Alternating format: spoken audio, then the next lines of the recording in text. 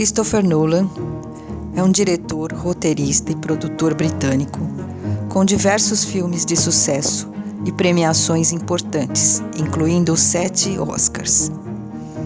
O cineasta é conhecido pela trilogia de Batman, O Cavaleiro das Trevas, e também se destacou com Inception e Interestelar, carregados de elementos de ficção científica. Suas obras contêm fortes influências filosóficas, sociológicas e éticas, explorando temas como tempo, memória, identidade, moralidade. Nolan é considerado inovador e criativo por integrar elementos do cinema de arte em produções comerciais. Seu interesse pelo universo onírico começou ainda na adolescência, quando percebeu que muitas vezes tinha consciência de estar sonhando e interferia na trama dos seus próprios sonhos. Interestelar, de 2014, teve 5 indicações para o Oscar, vencendo na categoria de melhores efeitos visuais.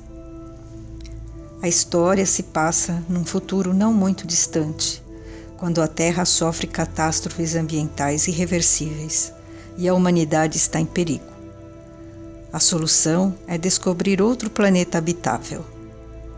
Cooper é um engenheiro e ex-piloto da NASA que vive numa fazenda com sua família e, como a maioria da população, preocupado com a sobrevivência num planeta em rápido processo de degradação. Por meio de mensagens codificadas recebidas por sua filha, Cooper descobre uma instalação secreta da NASA e lá encontra o Dr. Brandt, que comanda uma missão espacial. Cooper é convocado a participar da expedição, mas essa decisão é muito difícil, pois precisa deixar os filhos, Tom e Murphy, e correr o risco de jamais voltar a vê-los. Cooper decide aceitar o desafio e participar da missão, em busca de um planeta com condições para a sobrevivência da humanidade. A bordo da nave Endurance, parte em direção ao planeta Saturno, e lá, aproveitando a força da gravidade de um buraco negro, pretende chegar a planetas mais distantes. O tempo passa mais rápido na Terra e, enquanto isso, Murphy, já adulta, trabalha na NASA ajudando a lançar uma estação espacial que permitiria evacuar a Terra. Após muitas aventuras no espaço, Cooper volta e encontra sua filha na estação espacial, já idosa. Ela o aconselha a procurar Amélia, a bióloga que poderia ter conseguido chegar ao planeta Edmund e lá criar uma descendência a partir dos embriões congelados que levava a bordo da nave. Assim, Cooper parte novamente em direção ao espaço infinito, em busca da sobrevivência da humanidade. Eu sou Sueli Laetano Nassif, sou psicoterapeuta junguiana e hoje nós vamos falar sobre o filme Interestelar, do diretor Christopher Nolan, nesse nosso espaço de multicine. Eu sou Lúcia Fernanda Missi Soares, psicoterapeuta junguiana. Estou aqui para conversar com a Sueli Nassif a respeito do filme Interestelar, do diretor Christopher Nolan. Nós vamos abordar esse enredo do ponto de vista mítico e simbólico, de acordo com a psicologia analítica de Carl Gustav Jung.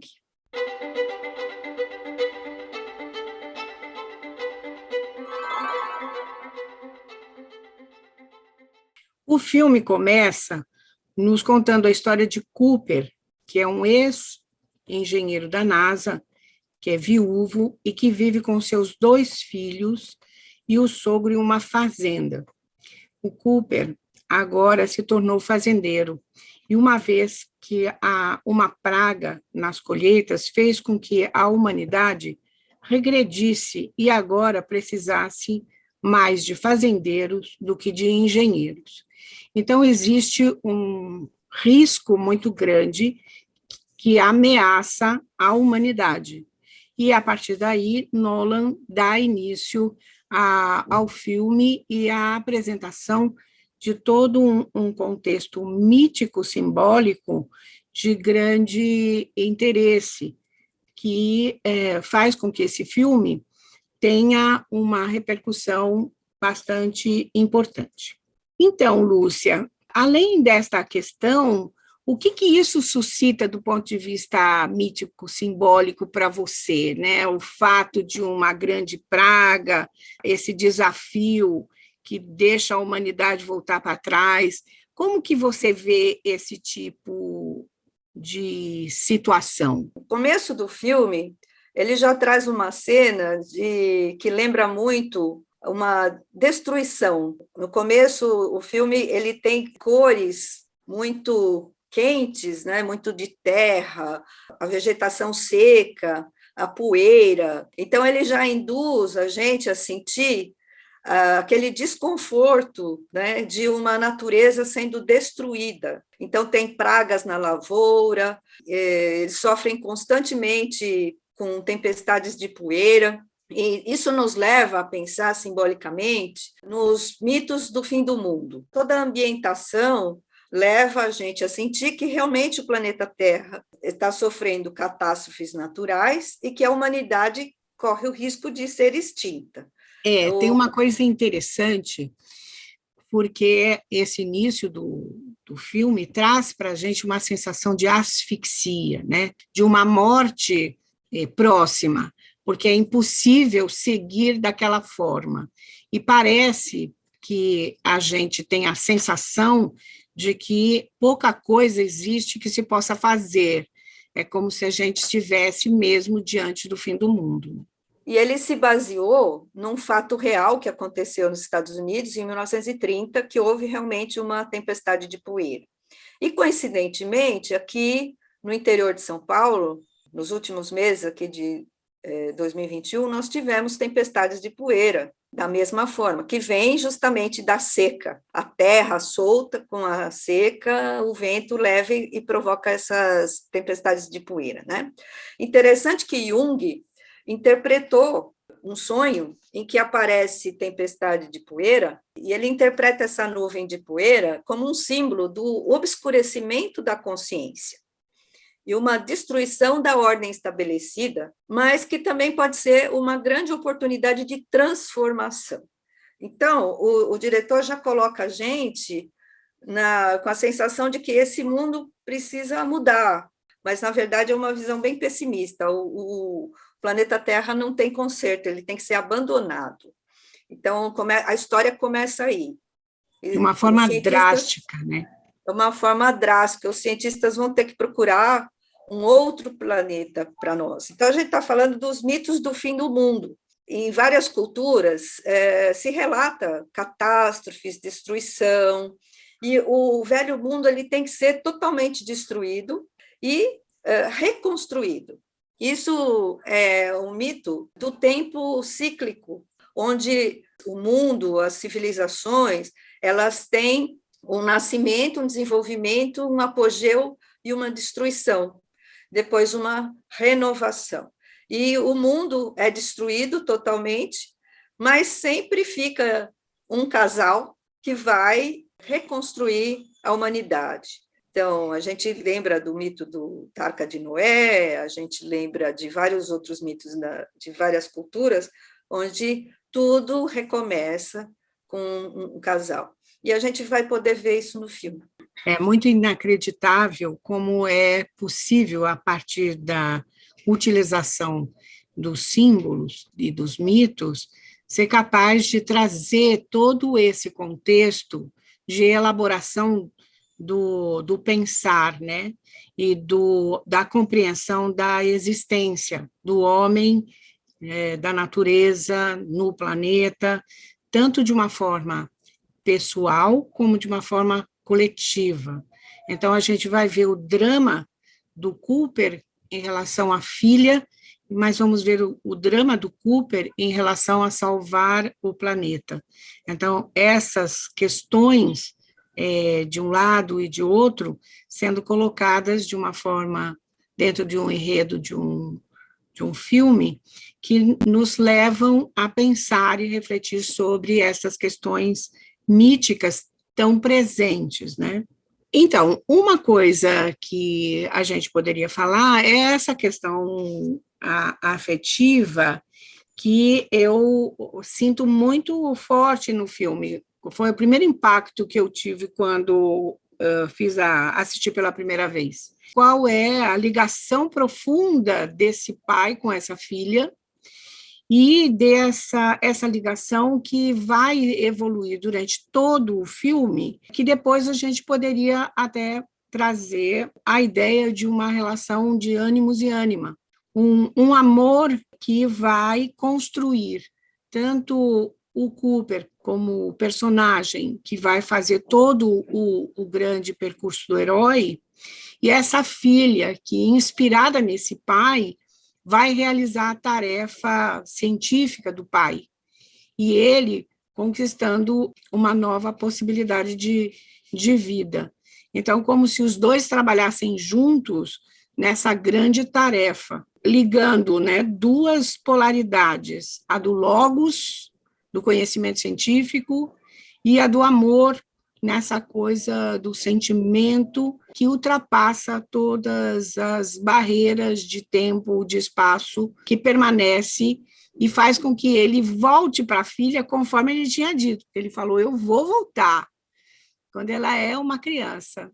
E aí ele volta e ela já, o tempo passou, e ela é uma velhinha que vai morrer, e ele ainda é um jovem. Então, trazendo também esse impacto da questão do tempo. Aí nós podemos falar de Saturno, de como cada um dos nomes das pessoas e do nome das missões, cada um deles tem um significado. No início do filme, a gente já tem uma situação onde a humanidade ali, ela está vivendo um período de retrocesso, como você falou. Então, é negada a ciência, e assim, muito atual isso, né? Um retorno do conservadorismo, e o Cooper, como ele é um ex-engenheiro, ele é um cientista, e ele tem que viver no ostracismo, né, como um agricultor, ele não pode mais exercer a função dele. Então, de uma certa forma, ele se encontra frustrado com isso. Parece uma situação em que ele é chamado na escola, porque a filha dele ousa, né, romper com as regras da escola. É indicado que o filho se torne um agricultor, porque todo mundo precisa se tornar um agricultor, e ele contesta isso, muito indignado e muito frustrado, né? Então, nós somos colocados pelo diretor na órbita de Saturno. Saturno como simbolizando o velho, o deus do tempo que devora os próprios filhos. Uma situação de morte, de estagnação, um conservadorismo que é muito frustrante, muito regressivo. E a filha, Murphy, ela é um símbolo aí de renovação, ela é uma criança, né? O arquétipo da criança fala da renovação, né? Fala da criatividade, fala da abertura para o novo. Então, de uma certa forma, a Murphy criança, ela traz essa possibilidade de abertura, porque o Cooper está desalentado, assim como toda a humanidade está desalentada. E a Murphy, quando ela entra em contato com os fenômenos gravitacionais que estão acontecendo e que estão provocando fatos estranhos no quarto dela, e ela relata isso para o pai. A princípio ele nega, mas depois ele percebe que se trata de informação em código binário, e então, como se renascesse o cientista dentro dele. E ele estimula a filha a, em vez de ter medo do tal fantasma, né, não, que ela investigue cientificamente, que ela observe o fenômeno e não fuja dele. Então, começa um renascimento da ciência através da Murphy. E na relação pai-filha, como você falou, que é uma relação muito importante, uma relação de muito afeto, de muito amor, existe a possibilidade de resgate dessa capacidade de renovação. Ao mesmo tempo que o início do filme mostra um fim, ele também traz a possibilidade de renovação, a princípio negado. Então, quando o Cooper resolve seguir esse código, ele encontra a base da NASA e ele encontra com o velho cientista que ele já conhecia, que ele já tinha trabalhado para o Dr. Brand, e ele é convocado para a missão que vai dar início a toda a jornada heróica, né, do Cooper. Quando você fala sobre essas coisas, me vem uma questão muito interessante, né? Que você vai falando dessa história de que ele é um pai que está numa situação, mas ele era um cientista, era um engenheiro astrofísico ligado à NASA, e ele tinha participado de viagens saindo fora da Terra. Então, ele tinha uma experiência e uma formação muito grande. Só que, diante da circunstância de uma dificuldade do dia a dia da Terra, ele se transforma num fazendeiro para dar conta da situação, como se tivesse que voltar para trás, né? E aí a escola se mostra também dentro dessa mesma perspectiva de ter voltado para trás e impedido que outros conhecimentos possam avançar, e a própria pesquisa e o conhecimento deixa de ser incentivado, muito pelo contrário, ele é impedido. Mas ele, no plano da relação com a filha, ele tem essa possibilidade de desenvolver ainda as ideias que ele aprendeu e que a filha pode vir a aprender. E o tempo todo, desde as primeiras colocações do roteiro do filme, a gente vai perceber os paradoxos que são muito extremos, né? A Terra vai acabar e está quase sem chance. Aí nós temos que regredir. Essa regressão é uma regressão que vai deixar a gente ainda com menos condições. Aí surge o fantasma, que não é fantasma. Então, como se essa névoa que cobre a Terra cobrisse também a possibilidade de um conhecimento mais lógico, mais científico, mais investigativo. E aí, quando a filha começa a dizer que existe alguém atrás da estante, começa a se resgatar de novo essa observação, que é uma observação dirigida para uma objetividade, para o logos, para a investigação. E, ao dar seguimento a isso, porque ele descobre que isso é um problema da gravidade, ele acha que deve existir alguma coisa e ele e a filha se enfia também junto, e os dois acabam descobrindo que existe um lugar onde a NASA ainda continua fazendo as pesquisas. Isso é uma coisa que me remonta muito àquelas histórias do Copérnico, né?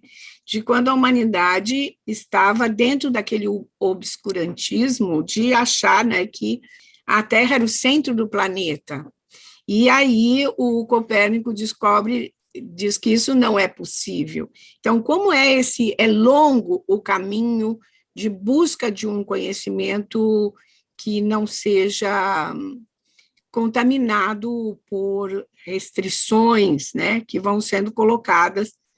Então, é possível, mesmo numa situação caótica como essa que é apresentada no filme, existir uma escapatória, uma possibilidade real de se seguir adiante. E aí se encontra o grande mestre, que é o pai da pesquisa, que está pretendendo ir buscar recursos fora do planeta. Então, assim, o paradoxo parece que traz para a gente esse contorno de algo a ser melhor compreendido, melhor discriminado. Aí começa como se fosse uma segunda etapa do processo, que talvez a gente possa fazer uma leitura segundo a questão do mito do herói. Eu vi no enredo do filme todas as etapas do mito do herói, como é descrito pelo Campbell, né? O herói, ele no filme, ele está numa situação de frustração, vamos dizer assim, de desalento.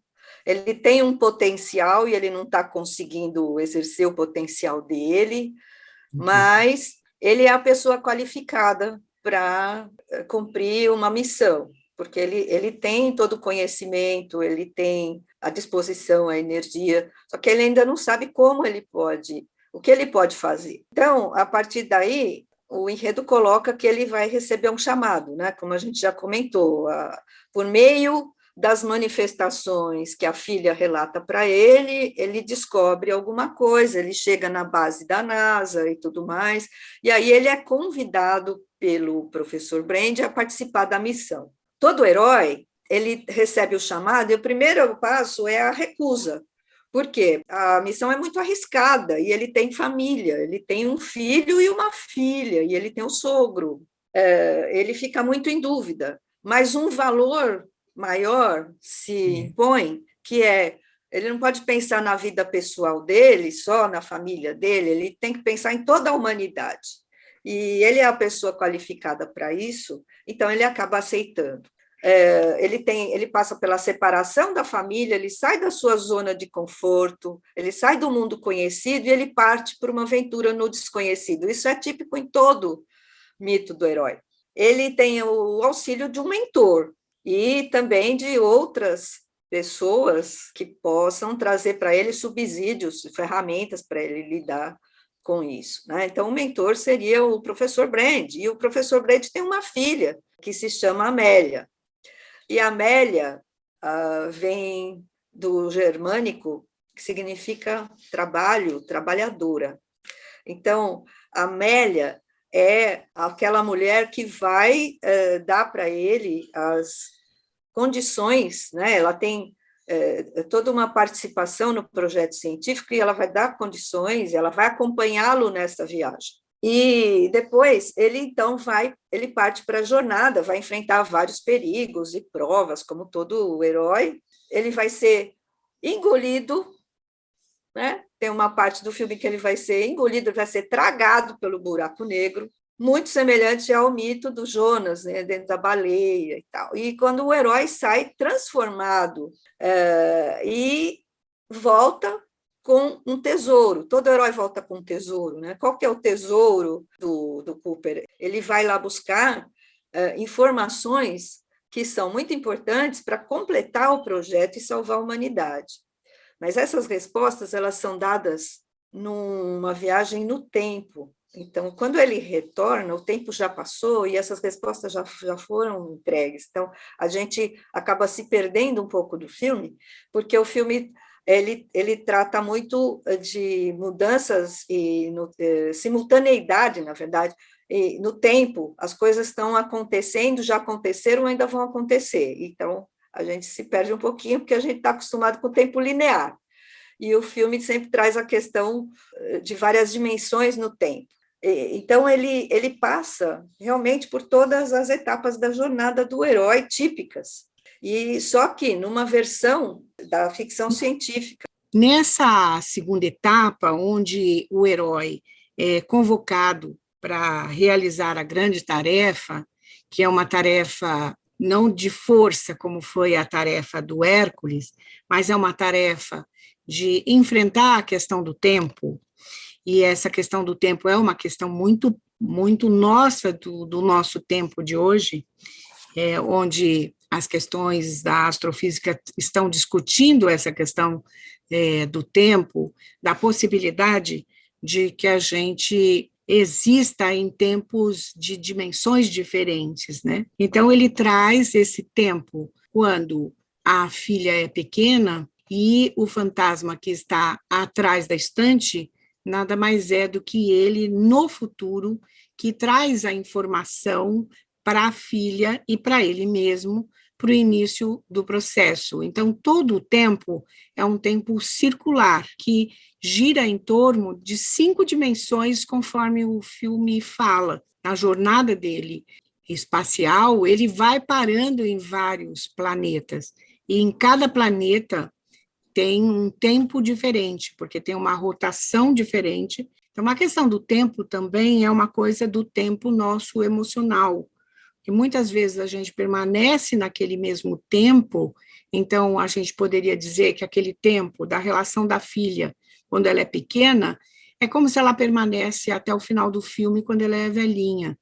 Mas esse tempo, do lado de fora dos eventos, corre na velocidade das horas, dos minutos e dos segundos, que fazem com que a nossa vida tenha um final, a gente envelheça, né? Mas ele não envelhece. Paradoxalmente, ele vive num tempo paralelo, onde ele não envelhece e consegue perceber todo o contexto daquilo que está acontecendo com a filha, que permanece dentro desse espaço da vida dela de 104 anos, não é? Parece. Então, isso ocorre na vida dela, mas na vida dele ainda está no começo. Existem 2 possibilidades: a possibilidade que a filha conseguiu e a possibilidade que ainda ele vai desenvolver. Como diz o Mircea Eliade, é sempre a mesma luta contra o tempo, a mesma esperança de se libertar do peso do tempo que destrói e mata. Então, o filme mostra também uma luta contra o tempo. Aceitar os limites do tempo ou transcender o tempo. Os seres, né, da quinta dimensão, eles referem no filme a eles, né? Eles fizeram um buraco de minhoca para a gente poder viajar no tempo. Esse eles seria a humanidade do futuro, né? Na verdade, são seres que estão na quinta dimensão. A quinta dimensão transcende os limites do tempo e espaço, transcende matéria e espírito. Então, provavelmente, esses seres do futuro, essa humanidade do futuro, são seres não materiais, né? São seres ou que têm uma capacidade de transcender o tempo e o espaço. E esses seres criaram, então, o tal do buraco de minhoca, que é uma dobra no tempo, onde encurta o caminho entre planetas muito distantes. E é esse buraco de minhoca que a nave do Cooper precisa encontrar e atravessar para chegar nos planetas que poderiam ter condições habitáveis para a humanidade. E é assim que é a jornada. Então, no filme, o tempo todo estamos trabalhando com símbolos do tempo, inclusive a música. Em alguns momentos, a música ela bate, ela tem o mesmo compasso do tempo do relógio, ela bate a batida uma por segundo, né? Então, a gente fica ouvindo e fica como se a gente estivesse sentindo o tempo passar. Às vezes o tempo acelera, às vezes o tempo encurta. E também outros símbolos. A nave, por exemplo, a nave tem um formato de relógio. O relógio de pulso da Murphy, que foi dado pelo pai, é através desse relógio de pulso que vai chegar o código com as informações que ela precisa. O número de missões, o número de astronautas, 12 astronautas foram explorar o espaço, 12 planetas foram explorados, mas só 3 planetas pareciam viáveis. Então, isso remete a gente ao número 12, que é das 12 horas do dia, que é um círculo de totalidade do tempo. O tempo todo, no filme, a simbologia ligada ao tempo está presente, justamente porque o fim do mundo e o começo de um novo mundo implica no fim de um ciclo para o começo do outro. para você criar um novo mundo, o velho precisa ser totalmente destruído. E então, a partir do caos, da destruição, é que vai surgir uma nova vida, né? E o professor Brand acreditava nisso, que não teria mais jeito, teria que começar de novo a humanidade, né? Por isso ele investiu tanto nesse plano B, que era o plano de levar embriões humanos congelados dentro da espaçonave para um outro planeta viável. E aí essa é a parte da Amélia, que ela vai cuidar desses embriões e ela vai levá-lo pela nave até um outro planeta. Você já contou, né, que eles passaram por 2 planetas primeiro, num dos planetas o tempo passou, enquanto eles estavam lá apenas algumas horas, se passaram 23 anos. E aí aparecem as cenas muito emocionais, né, quando o Cooper percebe que ele perdeu toda a infância, a adolescência dos filhos dele, ele não acompanhou a história dos filhos, ele não acompanhou uma série de coisas que se passaram no tempo, para ele se passaram em horas, em minutos, e na Terra se passaram 23 anos. Então, quando ele chega na espaçonave, o filho já é adulto, já é pai, já perdeu o filho também, já aconteceram uma série de coisas que ele não acompanhou. Isso é muito sofrido para ele. Então, aí vem a questão do tempo perdido, né? Ao mesmo tempo que tem uma reflexão cósmica, né, sobre a questão do tempo, do espaço, da possibilidade de viajar para outros planetas distantes ou outras dimensões, também tem o questionamento do tempo do ponto de vista subjetivo, pessoal, né? Como a gente se dá conta ou não se dá conta da passagem do tempo e como que a gente lida com as perdas que a gente tem durante a passagem do tempo. É muito interessante que ele questiona no coletivo e no pessoal, no cósmico e no microcósmico, vamos dizer assim. Essa é realmente uma questão bastante forte que a gente começa a ver que é mesmo a questão do imaginário, né?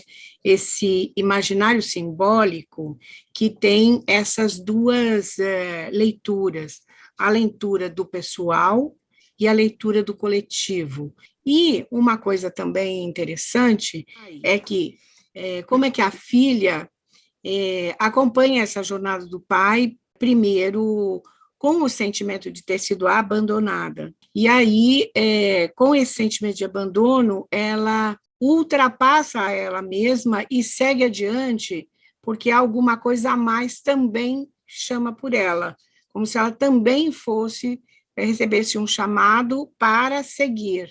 E esse segmento é um segmento daquilo que é diferente do que o pai fez, mas é sequência dele, porque ela vai fazer do ponto de vista científico, né? Ela vai fazer a descoberta científica. E, por outro lado, ele, envolvido com as questões do coletivo, fica ali diante de uma situação complexa, porque a vida nos faz ter que seguir o nosso próprio caminho individual, e muitas vezes isto corresponde a perdas de coisas que a gente não gostaria. Então, escolhas difíceis que são necessárias a serem feitas. Muito Mas quando os dois se encontram lá na cama onde ela está morrendo, parece que há um encontro dessa coisa do coletivo dos dois, porque os dois realizaram o chamado coletivo, e os dois realizaram também as suas tarefas. Ela está concluindo a dela com os filhos, os netos e os bisnetos, e pede licença para ele, para a vida dela, e ele vai em busca da própria vida também, do pessoal. Então, essa questão do pessoal e do coletivo o tempo todo tecendo essa trama da nossa existência com a ideia de que nós não somos só o aqui e agora, nós temos um destino de transcendência, de realização de uma tarefa proposta, e que a cada um de nós cabe essa busca pessoal e também coletiva para a realização de algo que está no nosso processo de individuação, né? Muito interessante você falar do pai. A gente tem a polaridade do arquétipo do pai, a polaridade do pai devorador, que é o Saturno, o planeta Saturno, conservador, que devora os próprios filhos. A gente está no buraco negro, que chama Gargântua, que devora. Mas né? é muito interessante. Em contrapartida, a gente tem o pai nutridor, a gente tem o pai protetor, vivido em parte pelo professor Brand, com a filha, que tem uma relação também pai-filha entre os dois cientistas, e o pai, principalmente o Cooper, que faz um pai nutridor. Então, a gente tem essas duas dimensões do arquétipo paterno muito presentes, principalmente na relação com o tempo. A gente vê o tempo como destruição, ou a gente vê o tempo do ponto de vista da renovação. Na verdade, é cíclico, né? Tem renovações, destruições e renovações. E que, inacreditavelmente, Lúcia, eu fico achando incrível, porque, assim, a gente o tempo todo está sendo colocado dentro do paradoxo, dentro da polaridade, uma coisa e a outra, né? O nascer e o morrer, né? A destruição e o renascimento. O pai nutridor e o pai devorador. Então, nós temos essas duas polaridades, mas o filme não fica só nas polaridades. Ela traz a integridade, né, a totalidade do símbolo, no sentido de que, dentro das polaridades, do confronto dos opostos, é necessário que se encontre um aspecto dialético entre eles, um ponto em comum adiante, que segue adiante, o 3, né? E esse 3 sendo capaz de fazer todo o processo de renovação, de uma renovação cíclica, né? São 3 planetas, né? O terceiro planeta que é o planeta viável, e é onde finalmente a Amélia chega com a espaçonave, com os embriões humanos, para começar a nova humanidade. E aí o filme termina com o Cooper se despedindo da mãe no leito de morte, né? E a mãe falando para ele, vai encontrar a Amélia, porque ela está lá no planeta. Então, chega naquele símbolo. Ele se despede da filha, não da mãe. Desculpa. Ele se despede da mãe, mas da filha, e eu falei mãe, porque ela já está idosa. Então, teve uma inversão, né? É como se ele estivesse falando com uma velha mãe, né? E, na verdade, é a filha. E, realmente, eu me confundi. Mas acho que essa confusão, ela pode indicar uma coisa interessante, porque esse papel das relações ânimos e ânima, ela não é só a relação com a mãe, é com a relação com a filha, ela é com a namorada, com a amante, toda essa relação dupla entre dois opostos que vão construir. E ela mesmo dá lá para ele a indicação, siga seu caminho, assim como eu. Então, ela faz uma um papel de integração mãe. geral. Na verdade, nesse momento, ela faz um papel de mãe. Ela sempre fez um papel de mãe, porque ela trouxe vida nova para ele. E aí ela fala para ele, não, vai atrás da Amélia, vai, porque ela está no planeta Edmund e ela vai conseguir, né? Então, volta naquele símbolo do casal, no casal remanescente, um casal e os embriões que vão dar início a uma nova humanidade. Então, na cosmologia hindu, existe uma coisa muito interessante, porque na física a gente tinha uma questão de saber se o universo ele está em expansão ou se o universo é imóvel. E essa relação dessas duas dualidades são representadas no Shiva dançante. E eu acho isso muito incrível, que no mito hindu, esse é o universo sempre existente. Só que a cada chama é um começo, é um término e um começo. Então, as duas grandes propostas, né, inconciliáveis do nosso ponto de vista do Ocidente, no Oriente, desde sempre, estiveram juntas nessa compreensão de que o universo está constantemente em revolução, iniciando e terminando, mas isso é o universo, a totalidade. Então, eu tenho a impressão que a gente termina o filme mostrando como que os mitos e os símbolos podem nos ajudar a ter esse conhecimento que vai além do nosso conhecimento pessoal, que vai dentro desse conceito, digamos, arquetípico que nos rege e que contém dentro dele a explicação da existência, e que é necessário que a gente, então, acesse essa força curativa do mito, a força curativa do símbolo, que existe dentro de cada um de nós no nosso processo de individuação, né? Então, acho que você podia ver aí o que você gostaria de falar para encerrar a nossa apresentação.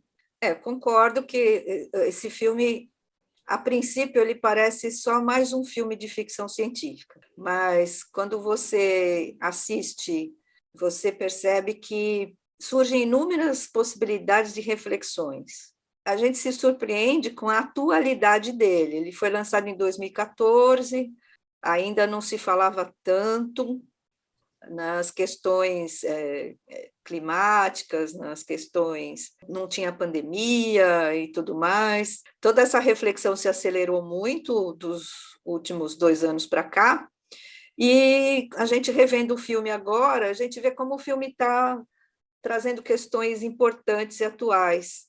Só que não é de um ponto de vista pessimista, embora ele fale de destruição, de fuga do planeta, e que a gente precisa encontrar um outro planeta, mas a gente pode pegar isso pelo ponto de vista simbólico, não literal, mas podemos pegar pelo ponto de vista simbólico em relação à humanidade e entender que é preciso sair do obscurantismo, do conservadorismo, do negacionismo. A gente precisa renovar conceitos, maneiras de trabalhar, maneiras de produzir, maneiras de enfrentar a vida. Eu acho que a gente teve grande oportunidade nessa crise de fazer essa reflexão, e estamos abertos para essa reflexão. Parece que a gente está num tempo histórico muito importante. Foi muito bom ter essa conversa com você sobre essas questões tão importantes,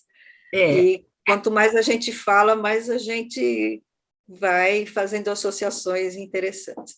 Eu acho que a gente poderia deixar, como a gente, nas nossas conversas a respeito do Interestelar, a gente poderia deixar aqui uma possibilidade de trabalhar depois o 2001, Odisseia no Espaço, né? Que também é um filme lançado em 1968, quando a gente nem sonhava, né? Antes do homem pisar na Lua, e ele já traz a questão do homem cósmico, né? Essa noção do homem cósmico. Então, o que esse homem cósmico tem nesse filme do Interestelar, mostrando essa nossa vocação para estar constantemente em busca de algo a ser ainda conquistado. Então, eu acho que a pandemia fez isso com a gente, né? Ela colocou a gente frente a um chamado bastante difícil, e todos nós fomos convocados a encontrar novas formas. E nós estamos aqui realizando uma dessas formas que nós conseguimos fazer dentro do nosso trabalho como terapeutas. Eu agradeço demais sua participação, Lúcia, como sempre, nesse nosso longo trabalho em conjunto, que vem se estendendo há tantos anos. Então, muito obrigada. Eu que agradeço. É uma incrível oportunidade de trocar ideias.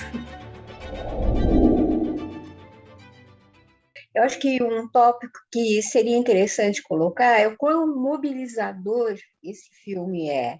Porque nós estamos numa época de fim de mundo, né? Nós estamos Exato. Então, esse filme tem o poder de mobilizar as nossas emoções. Essa é uma questão que bem relevante. Eu vi algo assim, voltado para a ciência, para os erros da ciência. Ao invés de ele salvar a família e as pessoas, ele vai para uma jornada na expectativa de salvar uma humanidade, mas levando embora, não é nem aqui. A menina achando, o filho achando que é fantasma, o pai achando que é fantasma, e aí o pai quer levar para a ciência, essa filha se irrita. O que une os dois? É que a Yara falou, que eu também vi isso, é o amor. Ou seja, é o amor com a ciência. Tem uma coisa que eu gostaria de falar nesse filme, que eles colocam sobre o amor. Esse pedaço do filme, para mim, foi, assim, essencial. Love is the one thing we're capable of perceiving that transcends dimensions of time and space. Maybe we should trust that, even if we can't understand it yet. Curtam o vídeo, se inscrevam no canal, comentem, compartilhem e aguardem nossas próximas discussões. Até lá!